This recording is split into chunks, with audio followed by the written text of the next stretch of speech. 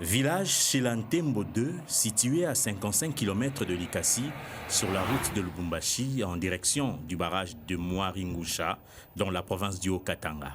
Le mémorial inachevé est érigé sur le lieu, symbole d'une fin tragique de Patrice Emery Lumumba, Mpolo Maurice et Joseph Okito dans la nuit du 17 janvier 1961.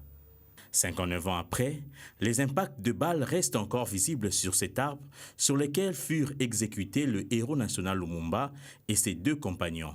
Professeur Toussaint Chilombo, homme politique et ancien ministre des Médias, s'y est rendu.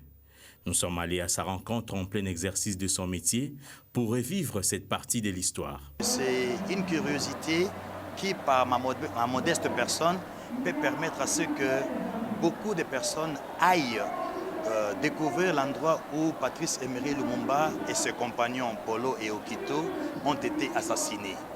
L'endroit se trouve dans la province du Haut-Katanga, en pleine brousse, où, pour tout passant, est surpris de voir, de trouver un avion Dakota, qu'on appelle communément DC-3, en pleine brousse. C'est ce qui a attiré mon attention. Dakota DC-3, c'est cet avion de type militaire qui a transporté Lumumba et compagnie de Mwanda à Elisabethville, actuelle Lubumbashi, jusqu'à Chilantembo pour exécution. Pendant le vol, Lumumba, Mpolo et Okito étaient enfermés dans les toilettes de l'avion. Le dernier voyage de Lumumba part de Tisville, aujourd'hui Mbanzangungu, à Lukala, de Lukala à Mwanda, et c'est de Mwanda qu'ils ont été embarqués dans l'avion avec pour destination Mbujimai, Bakwanga à l'époque.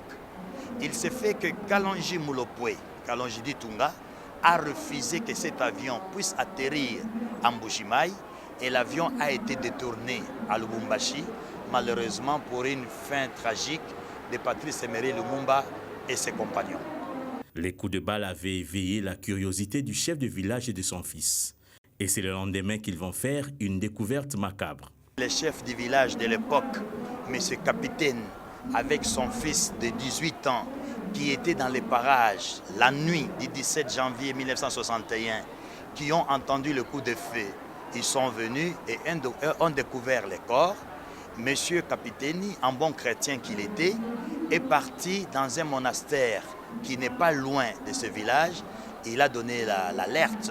Les prêtres chez qui il est parti donner l'alerte ont averti le pouvoir d'Elisabethville, Lubumbashi aujourd'hui, et ceux-là, les Belges et le pouvoir de cette époque-là, sont venus à la hâte là, dans l'après-midi du 18 janvier pour déterrer les corps, les découper en morceaux, les mettre dans des fûts et les amener à l'usine d'acide de l'usine de Chituru à Likasi pour fondre les corps dans l'acide.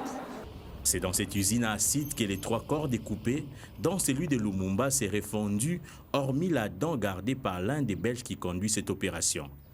Les villageois ont levé l'option de rendre hommage à la mémoire de Lumumba avec une tombe de fortune érigée depuis 1961. C'est juste à côté qu'est enterré le fils du chef du village de Chilantembo 2, l'une des personnes qui aurait répandu la nouvelle. L'avion, l'arbre, le mémorial inachevé demeurent encore sur le lieu. Un lieu moins connu du grand public, pourtant renfermant une partie de l'histoire de la République démocratique du Congo.